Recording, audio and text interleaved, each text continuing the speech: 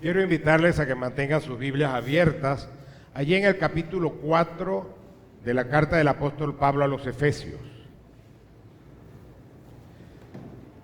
Este año el lema para nuestro aniversario es Mente renovada, vida transformada. Un lema basado allí en Efesios 4:23. La versión de la Nueva Traducción Viviente dice: en cambio, dejen que el Espíritu les renueve los pensamientos y las actitudes.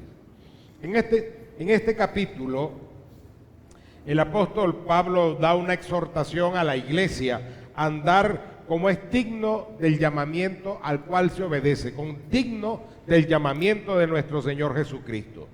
Y trata en los primeros 16 versículos sobre la unidad de la iglesia, la unidad del pueblo de Dios. Y nos muestra que la unidad, el andar dignos, todo depende esencialmente de la calidad de la vida de cada uno de nosotros. Si la calidad de nuestra vida cristiana no es correcta, lo anterior, la unidad, el trabajo, el andar digno, no sucede. No sucede. Tiene usted entonces que tener calidad de vida cristiana. Esa primera parte del capítulo trata sobre la armonía en el cumplimiento de diversas responsabilidades dentro de la iglesia. Pero esta segunda parte nos enfatiza la importancia de una conducta moral correcta de parte de cada uno de nosotros y de mantener una buena cara, vamos a decir así, un buen testimonio en relación con las personas que no conocen a Cristo. Un andar digno, como lo dice en el versículo 1, del hombre cristiano, va a resultar en una conducta cambiada, como dice el versículo 17.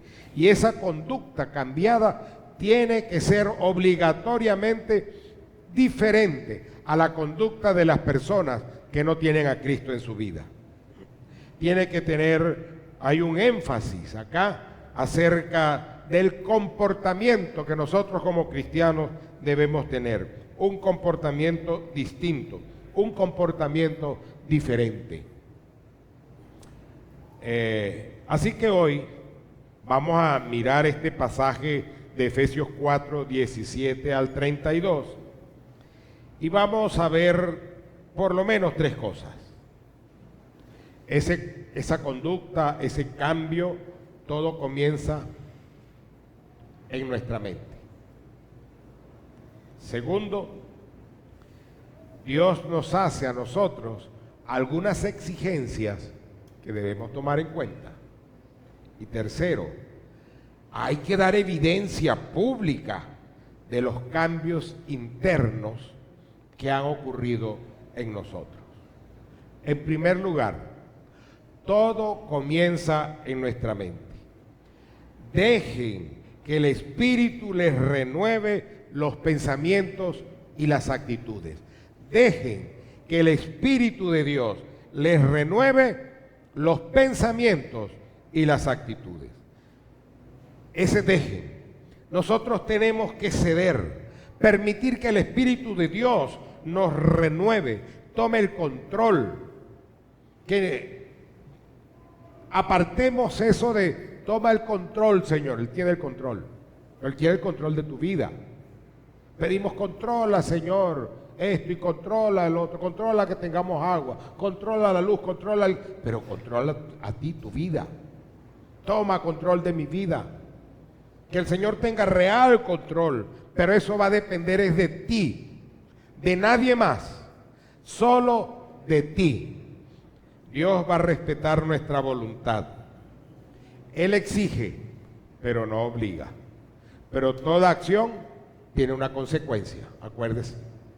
Usted puede decidir vivir como usted quiere, contrario a lo que Dios dice, pero todo tiene consecuencia y todo se paga. Así que Dios va a respetar lo que tú decidas, aunque Él va a exigir que hayan cambios. Dios respeta la voluntad del hombre, porque Él nos hizo con la capacidad para decidir, para obedecer o desobedecer. Él nos dio lo que se llama libre albedrío. Así que Él no nos obliga. Si tú quieres, allá en Lucas 9:23, lean bien la frase, y decía a todos, si alguno quiere, si usted quiere ir en pos de Jesucristo, le toca negarse a usted mismo, tomar su cruz cada día y disponerse a seguirlo. Pero eso si usted quiere. Querer acompañado del hacer. Hacer sin querer, eso es raro. Y puro querer sin hacer es hipocresía. Entonces cuidado. Dios no te obliga, pero te lo exige. Y es lo que tú escojas. Y esa es una enseñanza que nos viene a nosotros desde el Antiguo Testamento. Por ejemplo, allá en el libro de Josué, en el capítulo 24, el versículo 15, dice Josué al pueblo de Israel, y si mal os parece servir a Jehová, escogeos hoy a quién sirváis. Si a los dioses a quienes sirvieron vuestros padres, a la conducta que el mundo tiene, a vivir como la gente sin Cristo vive, a vivir como nuestros padres que vivieron al otro lado del río, o a los dioses de los amorreos, en cuya tierra habitáis. Pero yo y mi casa serviremos a Jehová. Es tu decisión, es lo que tú escojas. Pero toda decisión, toda acción tiene una reacción, tiene una consecuencia. Esta es una obra que solo el Espíritu Santo puede hacer. Dejen que el Espíritu, algo que solamente el Espíritu de Dios puede hacer. Los hombres podemos proponernos y no cumplimos. Si el Espíritu de Dios no está en nosotros, si no ha transformado nuestra mente, entonces no hay cambios reales en nuestras vidas. Romanos capítulo 12, el versículo 2. No tomes la forma de este mundo, sino transfórmate por medio de la renovación de vuestro entendimiento, y ese es el Espíritu Santo, para que comprobéis cuál sea la buena voluntad de Dios, agradable y perfecta.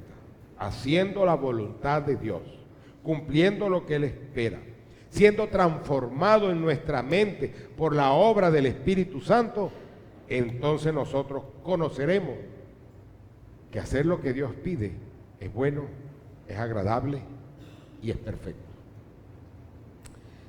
Renovar nuestra mente. La única forma para renovar nuestra mente o transformar nuestra mente es rendirla a Jesucristo como Dios y vivir en una renovación constante de nuestra manera de pensar. ¿Hay pensamientos equivocados? Sí. Por eso nosotros hablamos de aprender y de desaprender. Desaprender lo que hemos aprendido en el mundo y lo que el mundo hace y que es normal. Pero aunque para el mundo lo llame normal, si la Biblia lo llama pecado, eso se llama pecado. Y eso no tiene ningún cambio. O se obedece a lo que el mundo dice que es normal, o se obedece a lo que la palabra de Dios enseña y nos da. Así que la única manera de que esa mente se transforme es que usted se someta a Jesucristo. Por eso dejen que el Espíritu le transforme.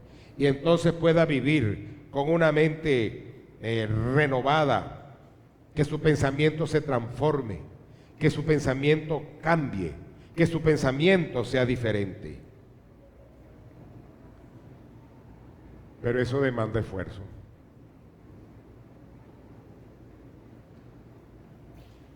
Esperamos que el hermano se siente para seguir.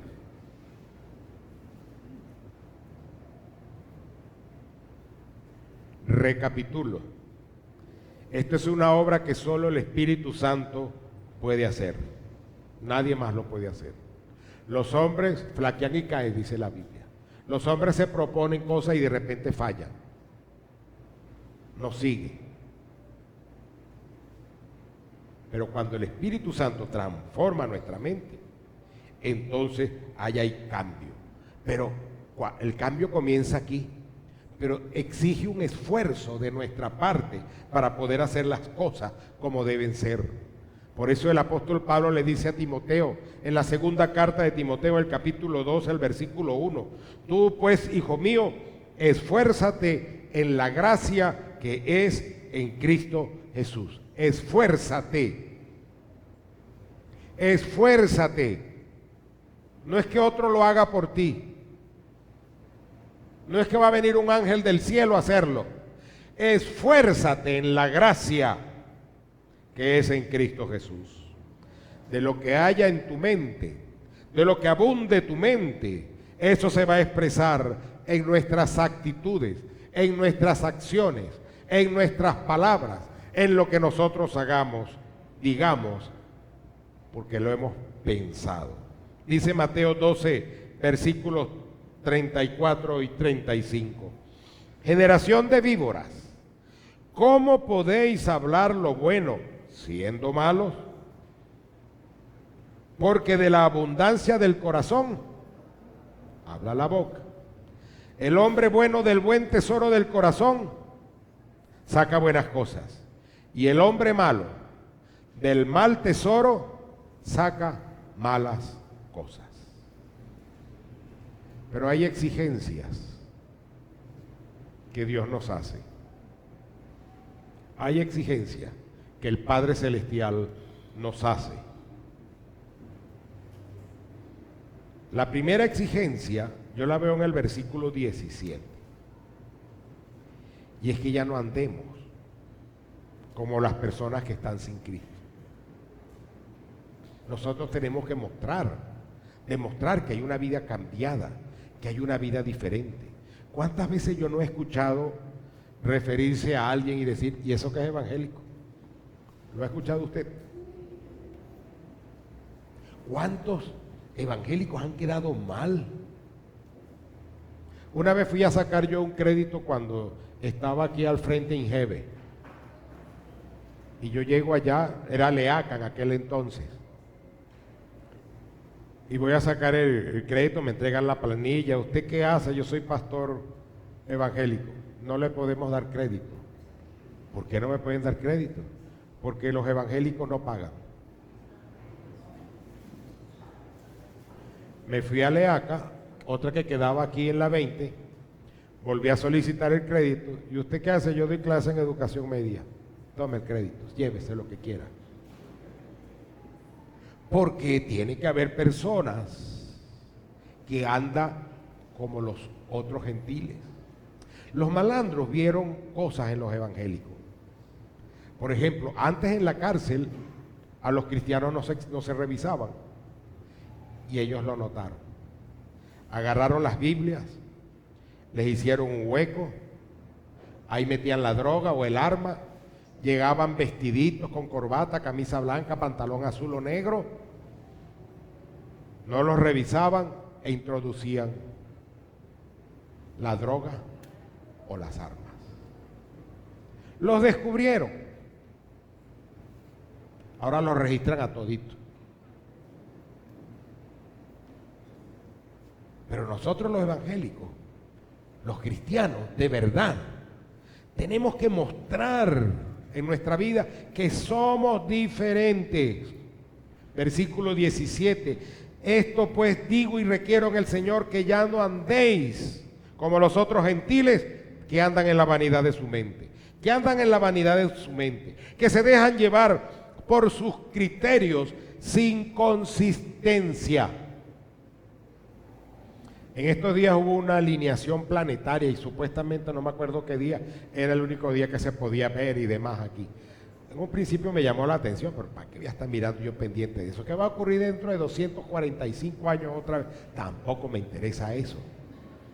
Entonces no, porque si tú lo miras, va a haber una bendición interplanetaria. Mentira.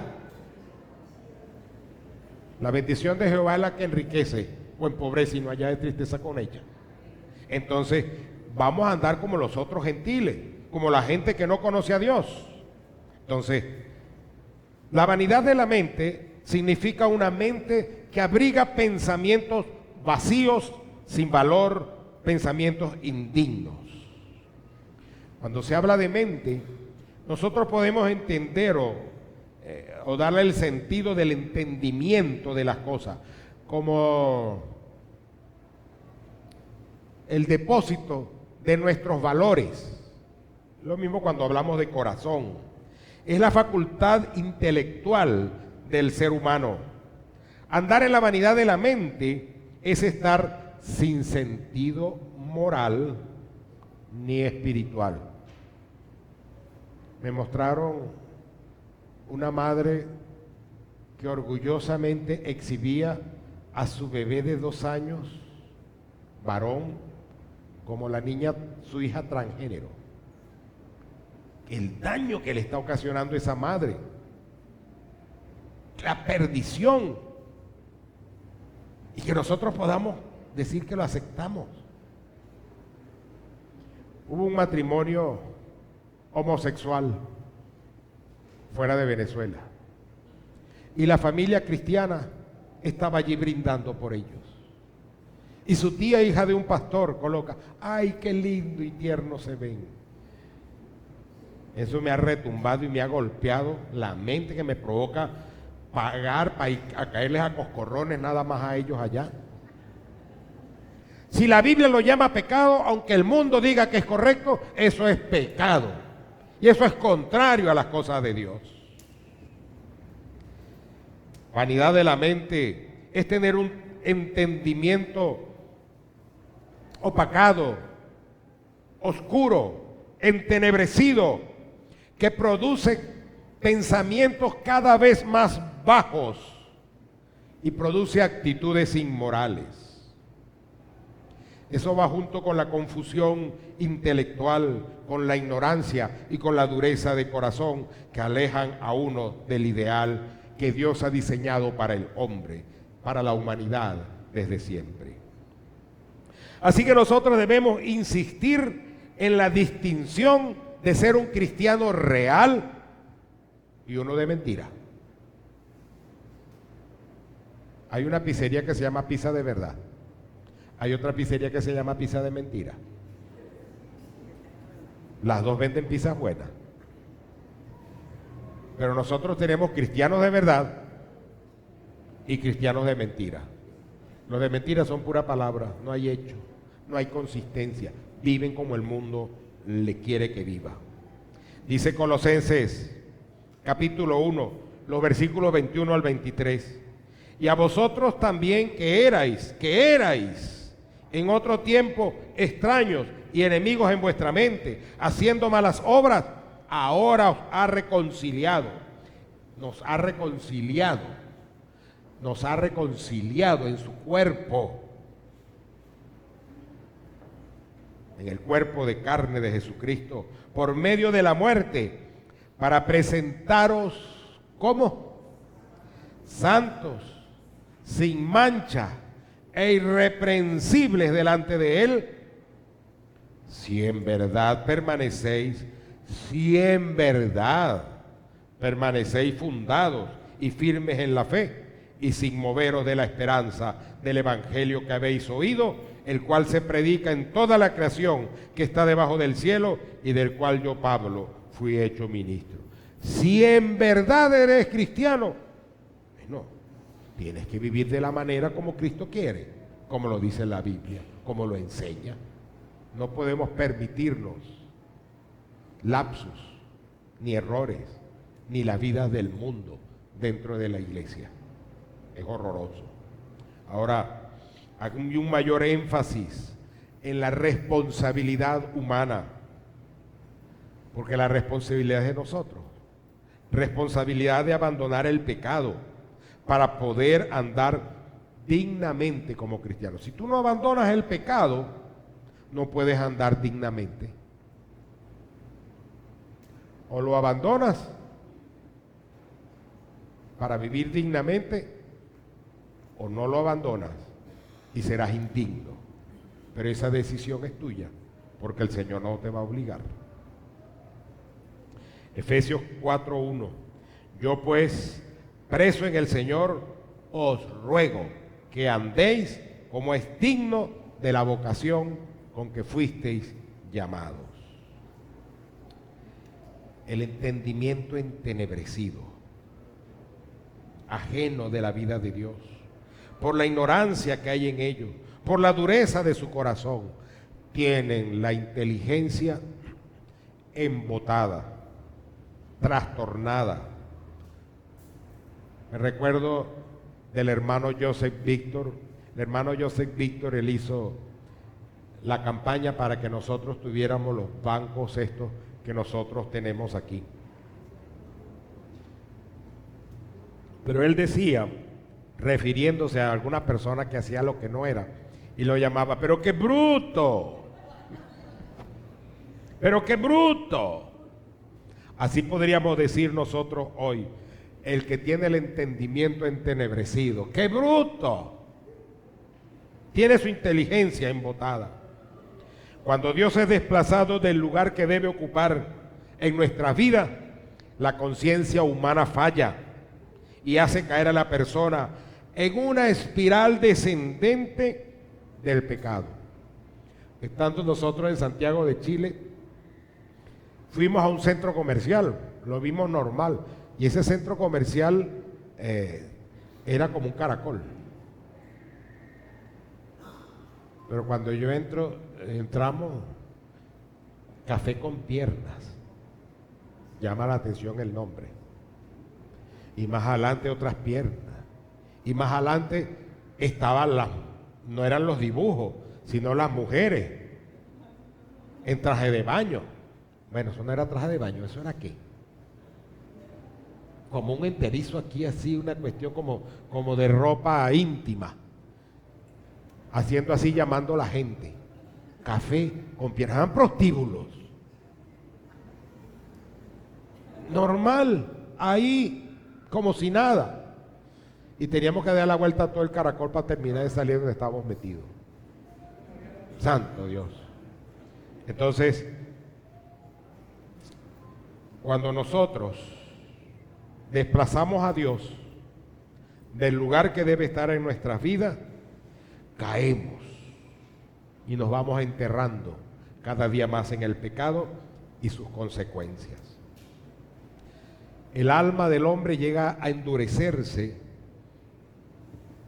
hasta llegar a ser insensible. Estaba el Señor Jesucristo por allá un día de reposo y había un hombre que tenía la mano seca, creo que dice la Biblia. Pero dice que allí estaban los religiosos acechándole para ver si sanaba en el día de reposo. Dice la Biblia que el Señor Jesucristo se enojó, se entristeció por la dureza de sus corazones. Y entonces le dijo al hombre, extiende la mano. Y él la extendió y la mano fue sanada, fue restaurada, completa. Los otros estaban con su corazón endurecido, viendo la manera como hacer caer. Y eso le dolió al Señor, lo disgustó y lo entristeció al mismo tiempo.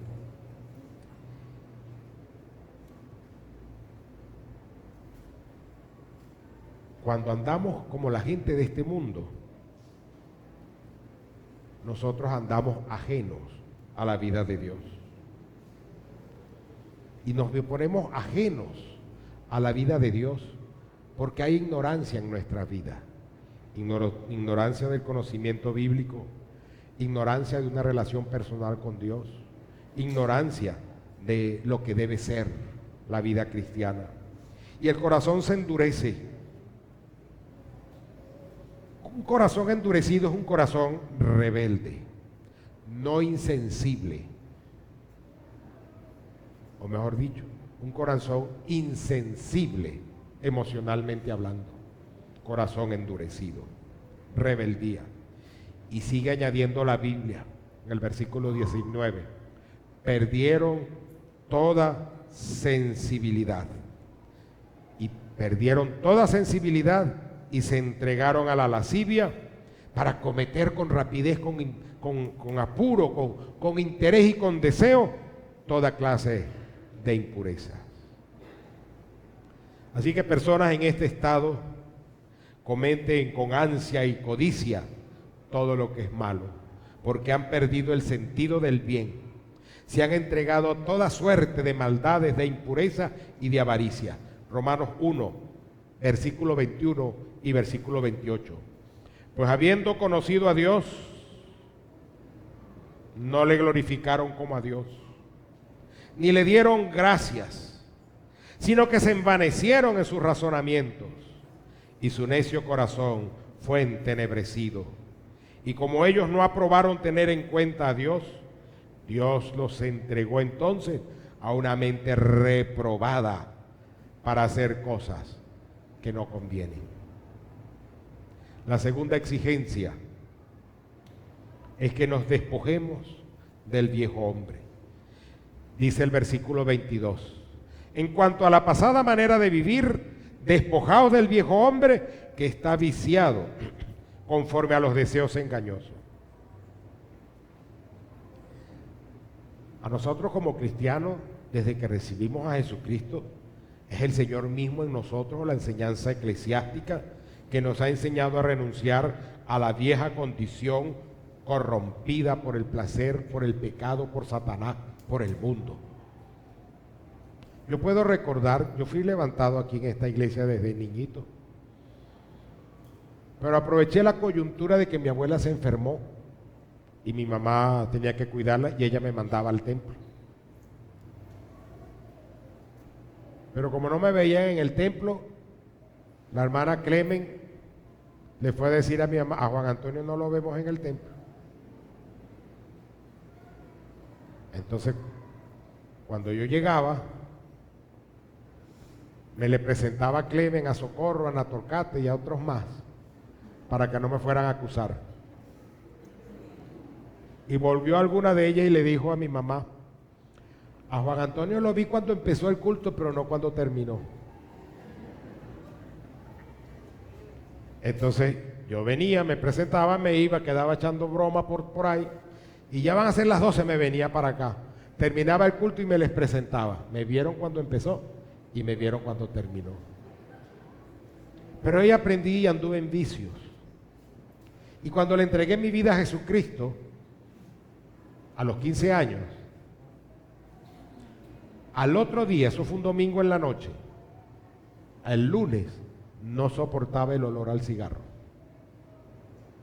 Y ya yo fumaba una cajetilla diaria. Y ya no soportaba el olor al cigarro. ¿Qué me hizo? ¿Qué pasó? ¿Cuál fue la diferencia? Cristo en mi vida.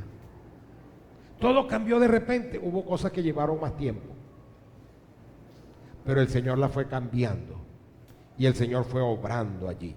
Así que uno tiene que aprender que el Señor, cuando nos exige que renunciemos, que nos despojemos del viejo hombre, es que renunciemos a esa condición corrompida por el placer. Colosenses 2, 6 al 7. Por tanto, de la manera que habéis recibido al Señor Jesucristo, andad en Él, arraigados y sobreedificados en Él, y confirmados en la fe, así como habéis sido enseñados, abundando en acciones de gracia.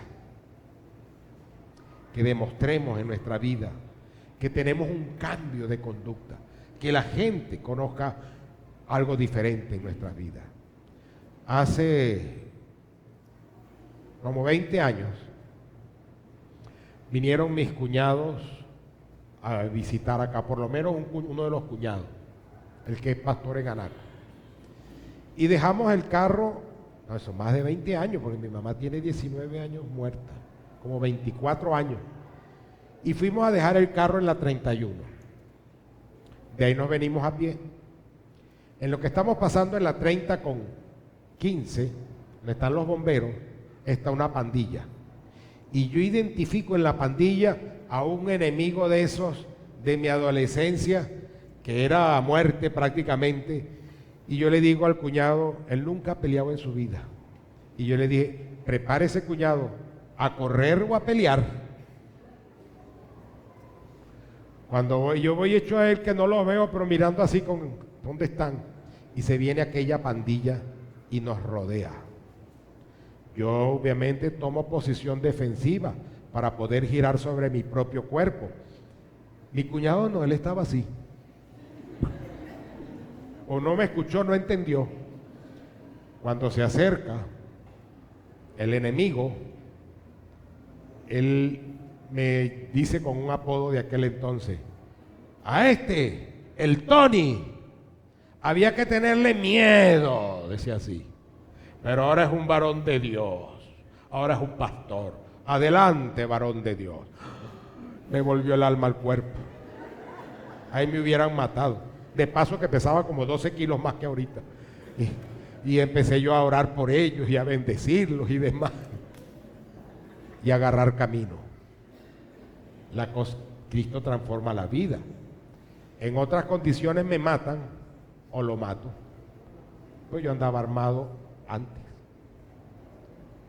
Y era para enfrentar cualquier enemigo que ves. No eran armas de pistola, pero cargaba mi puñal, mi Remington, que llevaba filo por ambos lados por si acaso. Pues si no cortaba de aquí, cortaba de reverso. Pero Cristo cambió mi vida.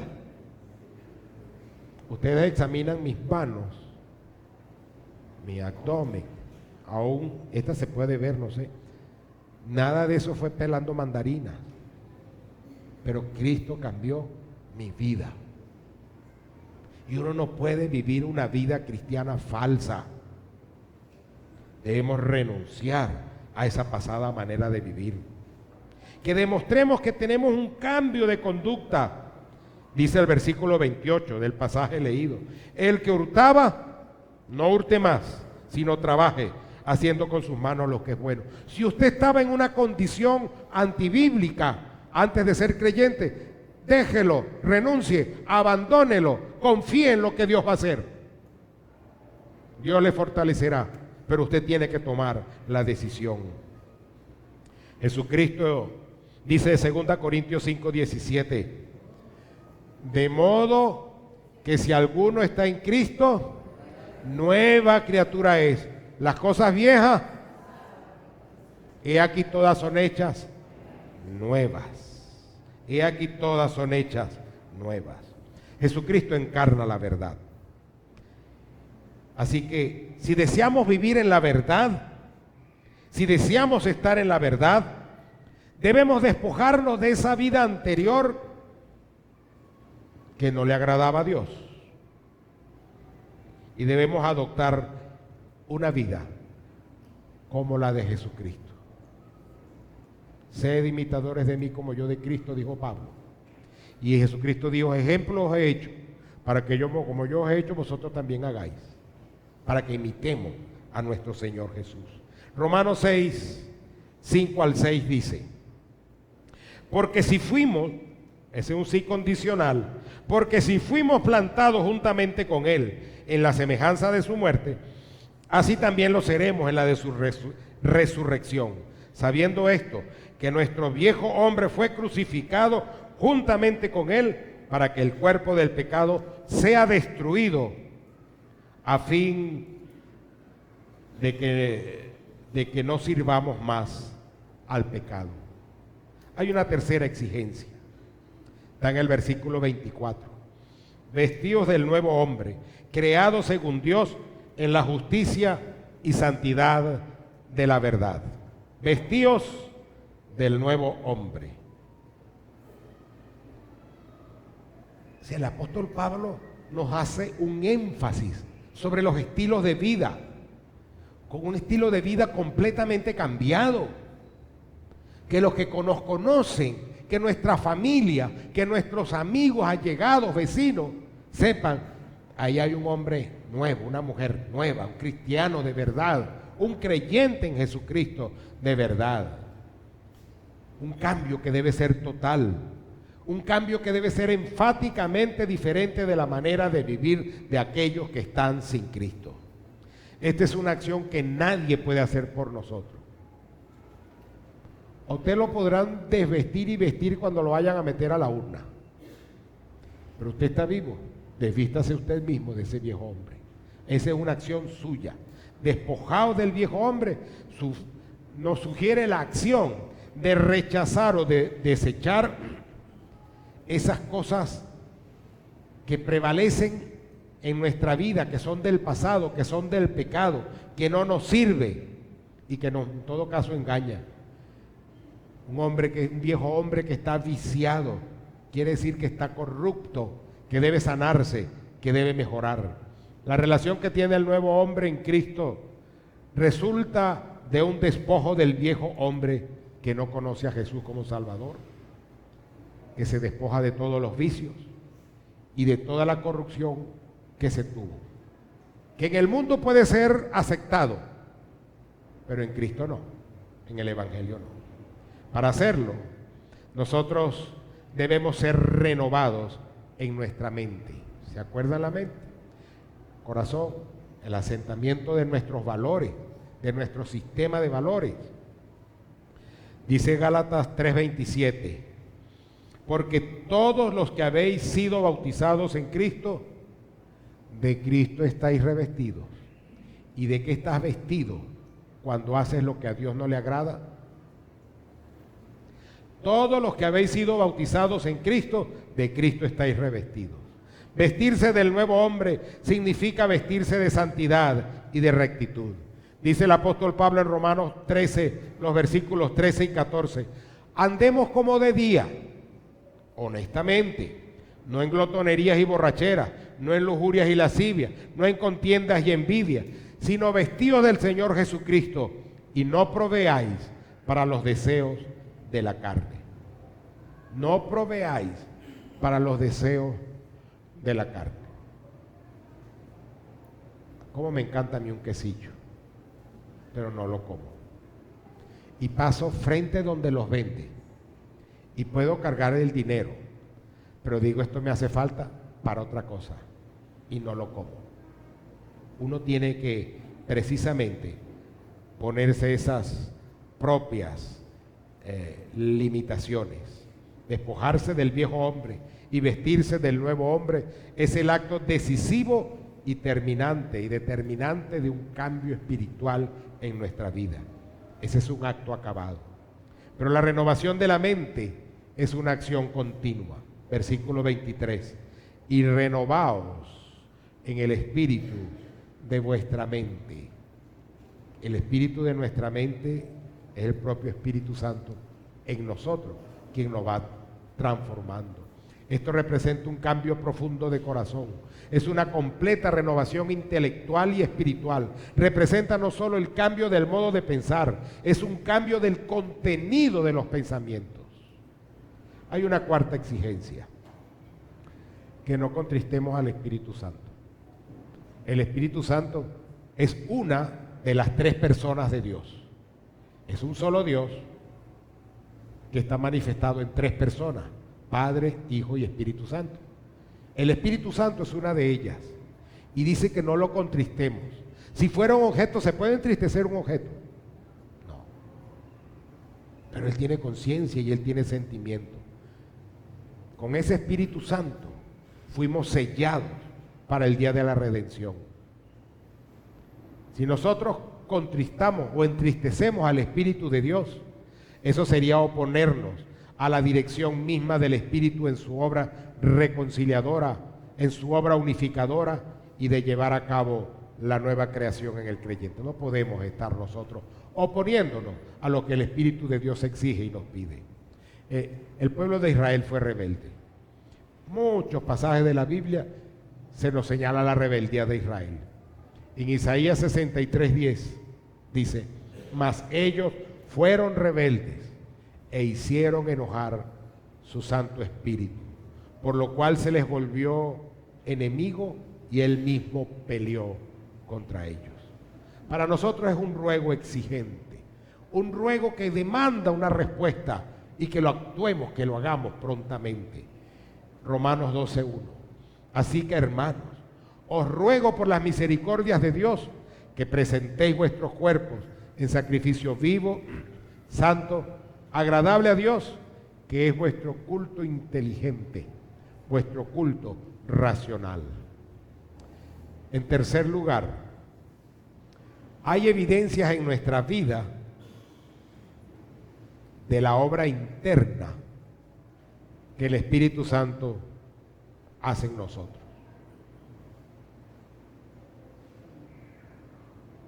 La primera evidencia es que la enseñanza de Cristo se nota. Dice los versículos 20 y 21. Mas vosotros no habéis aprendido así a Cristo, si en verdad le habéis oído, si habéis sido por él enseñados, conforme a la verdad que está en Jesús. Se nota, se deja ver, se reconoce. Cuando nosotros recibimos a Cristo como en nuestra vida, que creemos en Él como Maestro y aceptamos sus enseñanzas, y obviamente que sus enseñanzas se oponen completamente a las enseñanzas y a los estilos de vida de los que están sin Cristo, enseñanzas del mundo en las que nosotros anduvimos, pero la enseñanza de Cristo se opone. Nosotros somos responsables de vivir con toda seriedad y con toda energía lo que Dios está haciendo en nosotros. Filipenses 2:12 y 13. Por tanto, amados míos, como siempre habéis obedecido, no como en mi presencia solamente, porque hay muchos que guardan la apariencia, sino mucho más ahora en mi ausencia, ocupaos en vuestra salvación con temor y temblor, porque Dios es el que en vosotros produce así el querer como el hacer por su buena voluntad. Una vez fui yo a un cumpleaños de un joven de la iglesia y yo llego a ese cumpleaños, estaba soltero, tendría yo, ¿qué? 20 años de edad. Y cuando entro, lo primero que yo veo es una tremenda pista de baile, luces, 2 cajas que decían Polar. Yo llegué de primero, luego llegó la otra pandilla de aquí de la iglesia. Cuando me vieron, alguien dijo, ¿y qué hace Juan Antonio aquí? Y luego se sentaron con cara de burro amarrado, bravo, molesto. Hasta que yo me di cuenta que lo único que esperaban era que yo me fuera para soltarse el moño y para hacer todo lo que no se debía. ¿Estaremos así nosotros? ¿Estaremos así?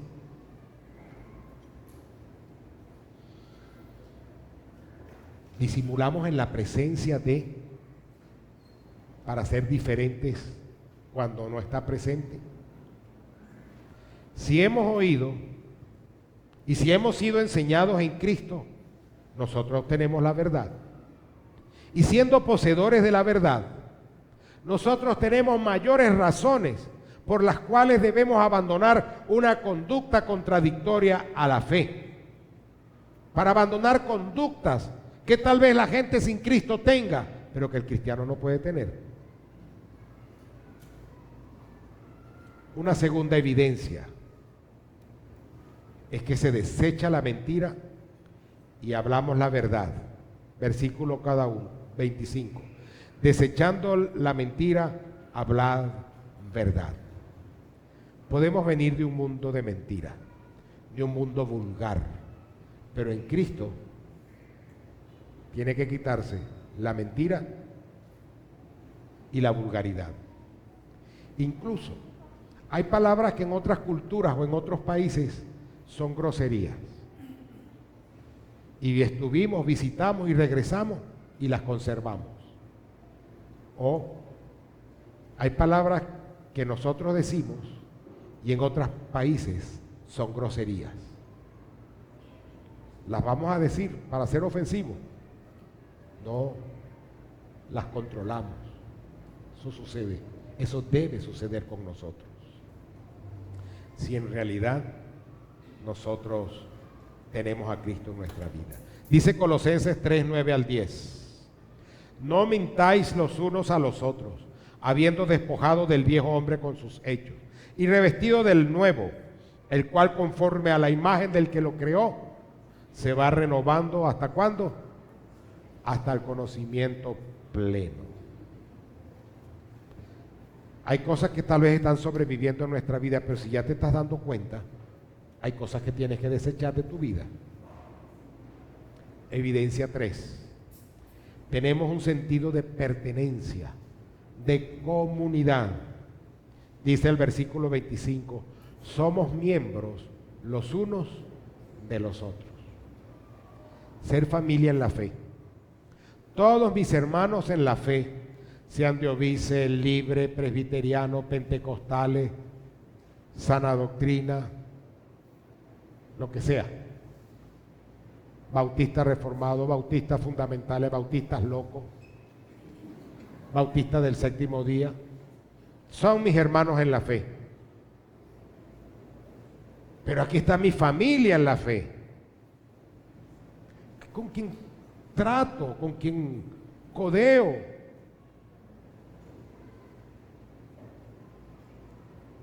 Y son cosas que a mí me generan mucha satisfacción, tener mi familia en la fe. Ahora, ese aprender a ser miembros los unos de los otros, a valorarnos, a compartir con otros. Dice aquí el pasaje en el versículo 28, a compartir con los que padecen necesidad. A veces nos desbocamos a la calle, a la necesidad que el gobierno debe suplir, pero también tenemos necesidad interna, y esa es nuestra propia responsabilidad. El de tener sentido de pertenencia es llevarnos a edificarnos y a dar gracia con nuestras conversaciones, que animen, que edifiquen, que no insulten, que no maltraten, que no ofendan, que no mientan, que no engañen. Ninguna palabra, dice el versículo 29, ninguna palabra corrompida salga de vuestra boca, sino la que sea buena para la necesaria edificación, a fin de dar gracia a los oyentes. Las palabras sucias proceden de la corrupción del que las pronuncia y las puede justificar. Las justifica porque su entendimiento está entenebrecido. Las palabras sucias corrompen las mentes y los modales de aquellos que las escuchan. La palabra traducida por obscena también significa torpe, corrupta, podrida. La palabra nos invita a ser benignos y misericordiosos como pueblo, como familia, como iglesia. Versículo 32. Antes, sed benignos unos con otros, misericordiosos, perdonándoos unos a otros, como Dios también os perdonó a vosotros en Cristo. Santo Padre, benignos y misericordiosos, a perdonarnos, a ser buenos y a tener compasión por la miseria que otro vive y a perdonarnos unos a otros como Cristo, como el Dios, el Padre, nos perdonó. Cuarta evidencia, no permitimos que el enojo se arraigue, porque si se arraiga, le damos lugar al diablo. ¿Usted se ha disgustado? Yo he tomado unos disgustos que eran como para destruir el templo y volverlo a armar. No es bueno. Una vez tuve un disgusto que yo pensé que me iba a dar un infarto, un ACV, quién sabe qué sería. Y me ofrecían, tómese este vasito de agua.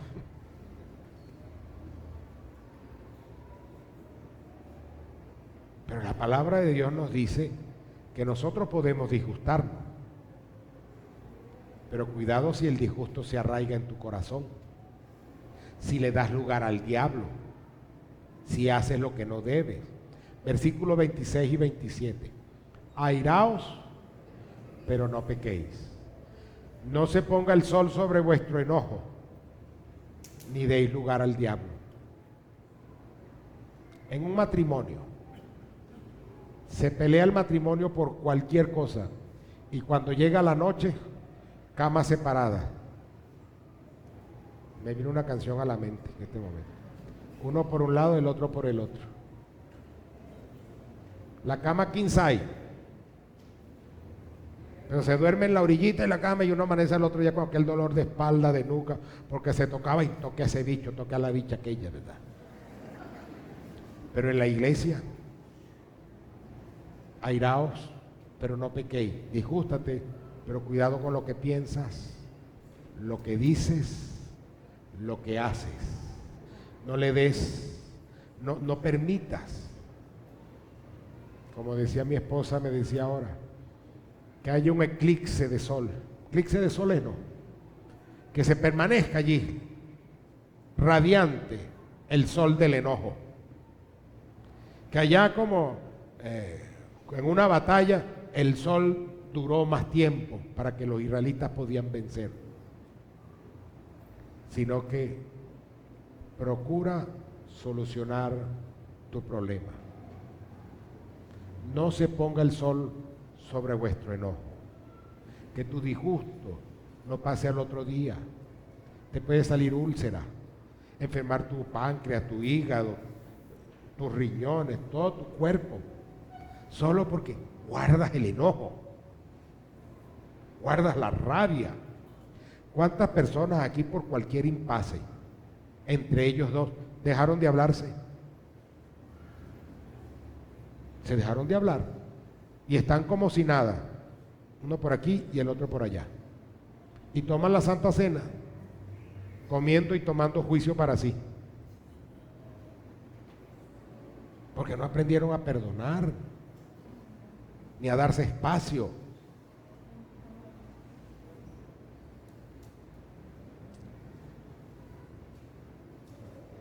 Aquí no hay un permiso, ni hay un estímulo para que nosotros tengamos una ira injustificada. Lo que nos da es una advertencia para que no le demos lugar al diablo, porque el diablo está ahí viendo, ve que nos disgustó. ¿Y qué cree usted que va a hacer el diablo? Va a hacer que el disgusto crezca y que las cosas sigamos viendo lo que nos molesta, lo que nos disgusta. Entonces, cuidado. Muchas veces las primeras nociones de pecado no las notamos graves para nuestra vida y las dejamos pasar. Pero cuando las dejamos pasar, consentimos en ellas y entonces podemos caer en la repetición y en el dañar nuestra vida por no ser obediente a la palabra de Dios. El enojo sin control nos hace pecar. El enojo sin control nos hace pecar. Dice el versículo 31, quítense de vosotros toda amargura, enojo, ira, gritería, maledicencia y toda malicia. Yo me acostumbré a ver a mis tíos que ellos hablaban con las manos y llegaban y hablaban de este muchacho, ¿y qué es lo que pasó acá? Cuando me caso, pero bueno, ¿qué pasa? Ay, que me ofende. Pero bueno, ¿cómo estamos? ¿Qué es lo que está pasando? Aprender a usar la mano para peinarme ahora. Porque no todo el mundo es igual. Incluso hay costumbres familiares que pueden ser ofensivas en grupos sociales. El enojo sin control nos hace pecar. Con lo que pensamos, decimos, hacemos y a dónde vamos. No cedamos espacio al enemigo por nuestras inconformidades, por nuestros resentimientos, por nuestras amarguras, por nuestros inconvenientes unos con otros. Versículo 27. Ni deis lugar al diablo. No cedamos territorio de nuestra vida a Satanás. Solucionemos a tiempo. Cuidado con la amargura. Cuidado con el resentimiento. Cuidado con la venganza. Me lo hizo, yo se lo vuelvo a hacer. Hay un matrimonio que pone cositas en internet, en que ellos se echan bromas, pero bromas pesadísimas, terrible. Una vez mi esposa me asustó y casi si no es porque reacciona, le hubiera partido la cara de un golpe. Ni sabía que era ella, solo el susto que me dio. Reacción natural. Y uno tiene que aprender entonces también a cuidar sus reacciones naturales para no ser dañino. Colosenses capítulo 3, versículos 12 y 14. Vestíos pues como escogidos de Dios, santos y amados, de entrañable misericordia, de benignidad, de humildad, de mansedumbre, de paciencia, soportándoos unos a otros y perdonándoos unos a otros, si alguno tuviere queja contra otro. De la manera que Cristo os perdonó, así también hacedlo vosotros. Y sobre todas estas cosas, vestíos de amor, que es el vínculo perfecto. Para concluir, hoy hemos revisado el pasaje de Efesios capítulo 4 y hemos hablado de la vida transformada. Y dijimos tres cosas. Todo comienza en nuestra mente. Segundo, Dios nos hace algunas exigencias. Y tercero, debemos dar evidencias públicas de los cambios internos que nosotros hemos tenido. ¿Tu mente ha sido transformada?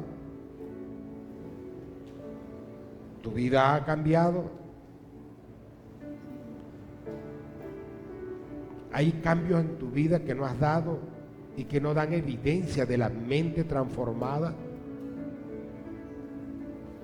¿Esperarás que Cristo venga para decirle, no, es que no quise cambiar mi actitud, mi pensamiento o mi distancia?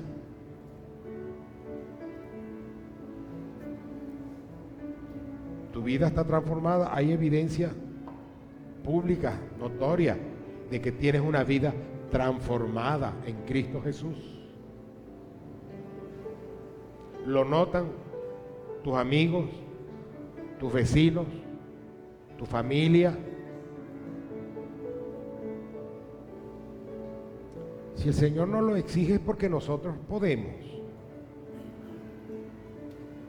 Entonces, comencemos a renovarnos en nuestra mente, a dejar que el Espíritu de Dios tome control de las cosas, a cederle nuestros pensamientos, a cederle nuestras acciones.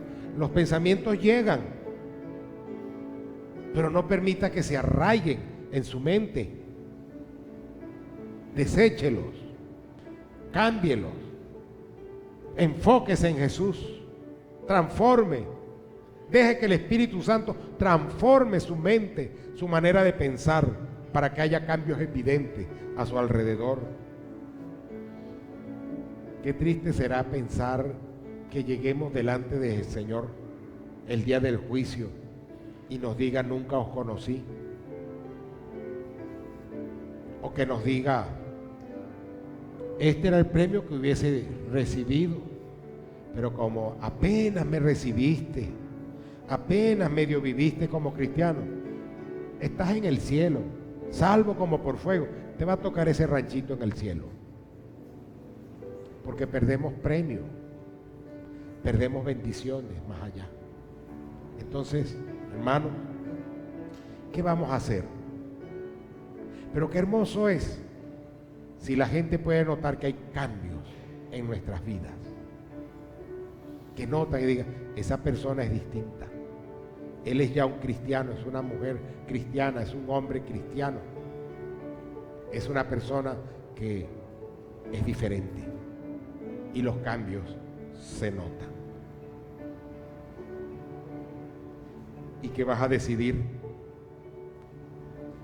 ¿Seguir a Cristo o seguir como estás? ¿Obedecerlo y tener cambio en tu vida?